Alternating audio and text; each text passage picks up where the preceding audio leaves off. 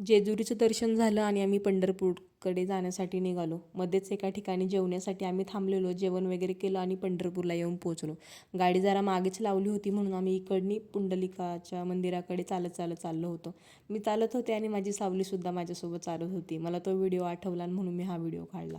त्यानंतर माझी आजी मस्त गाणी म्हणत होती आणि माऊलींची गाणी अशी कानावर पडणं आणि जुनी गाणी ऐकणं माझं भाग्यच म्हणा, कारण की माझ्याकडे माझी आजी आहे. तुमच्याकडे सुद्धा तुमची आजी असेल तर तिला तुम्ही जुनी गाणी विचारा, त्यांच्याकडनं शिकून घ्या. खूप असं आपण पुढच्या पिढीला आपण शिकवू शकतो. तसंच मला खूप सारी देवाची गाणी येतात, जुनी गाणी येतात, लग्नाची गाणी येतात, पण माझा आवाज चांगला नाही म्हणून मी जास्त म्हणत नाही. फक्त पुंडलिकाचं आम्ही दर्शन घेतलं. वारीच्या वेळेस अजिबात दर्शन घ्यायला भेटत नाही. माझी 3री-4थी वेळ असेल ही पंढरपूरला जाण्याची, पण मला एकदाही मुखदर्शनसुद्धा झालं नाही माऊलींचं.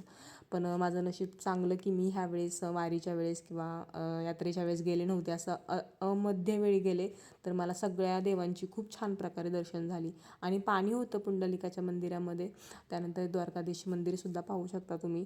ह्या आजी अगरबत्ती बनवत होत्या हातानं. मी हे पहिल्यांदाच पाहिलं. त्यानंतर आलो आपण मुख्य ठिकाणी, ते म्हणजे माऊलींच्या मंदिरापुढे. इतकं प्रसन्न वाटत होतं, बापरे.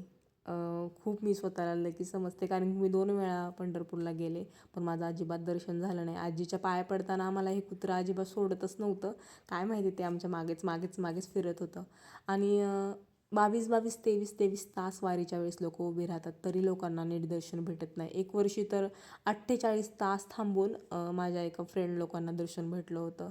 तर तुम्ही विचार करा किती लोक दर्शनासाठी हे करतात. अशा वेळेस गेलं की दर्शनसुद्धा भेटतं. आम्ही जेवण वगैरे केलं आणि तुळजापूरला येऊन पोचलो.